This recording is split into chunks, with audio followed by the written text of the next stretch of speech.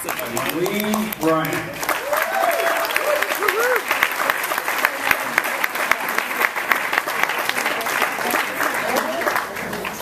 Ladies, raise your hands if you're a daddy's girl.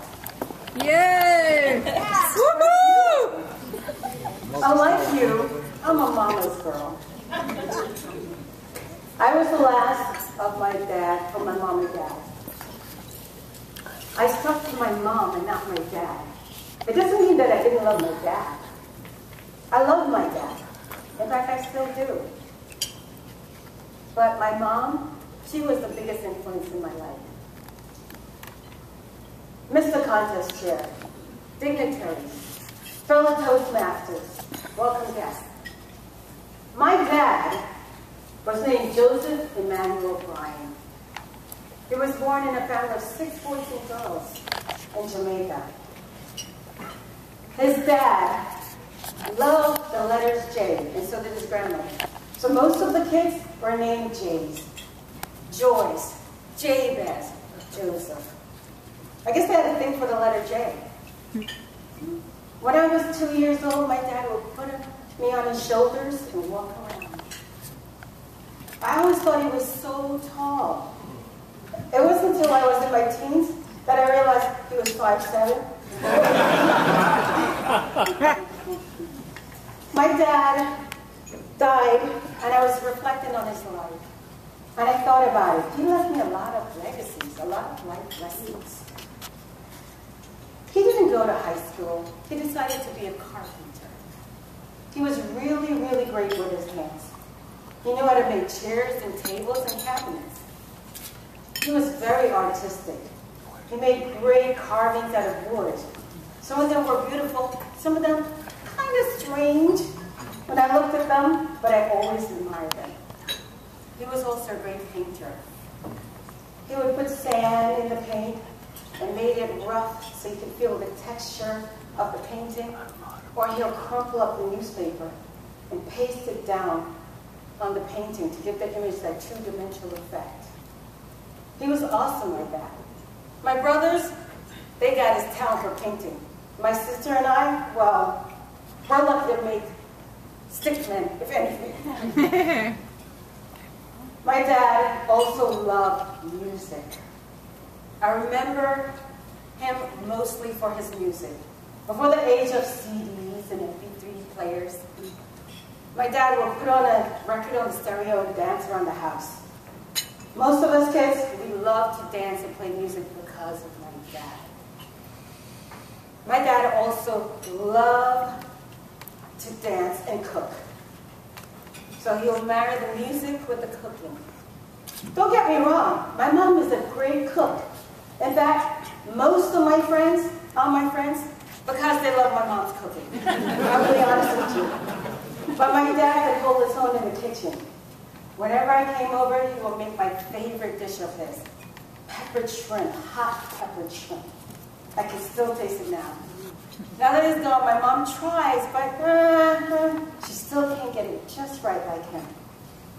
Seeing my dad in the kitchen made me realize how important it is not only to teach the girls the art of cooking, but also the boys, so they can hold their own.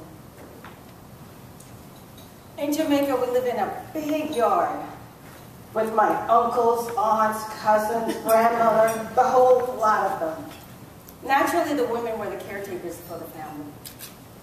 But on Sundays, my dad would gather all of the kids together, all 12 of us, and give us baths. This was his way of giving the women a break in the family. My dad was a great dad, but he wasn't a great husband.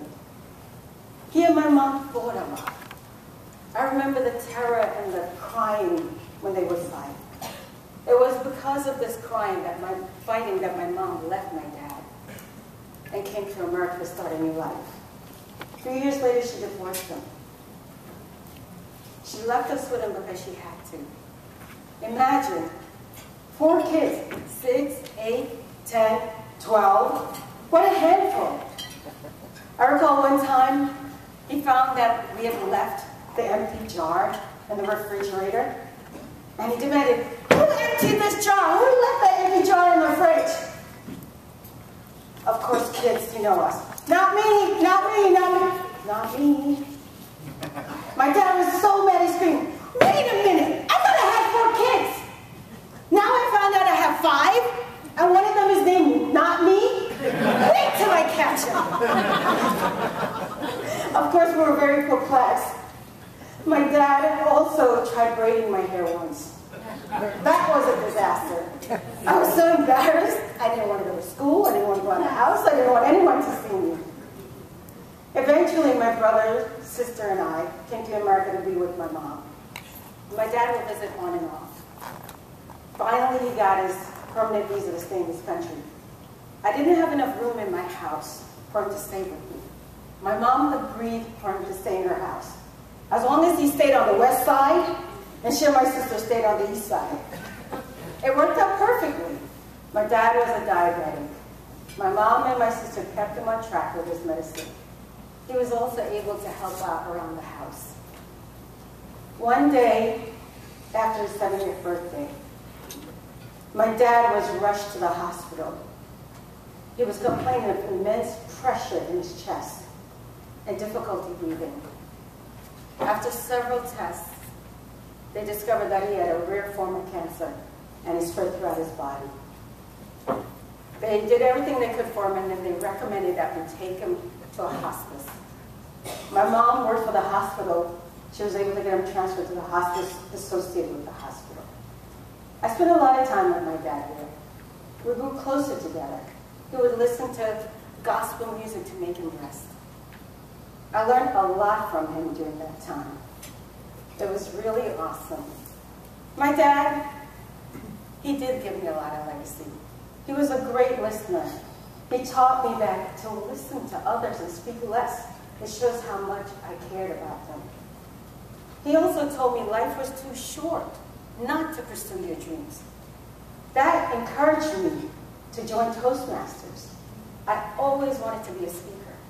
And in his dying, he taught me, never stop seeking your dreams. Yes, my dad did leave us life lessons. He left us his legacies, the love of art, the love of music, the love of family and life. He wasn't a great husband, but he sure was a damn good father. Mr. Contest.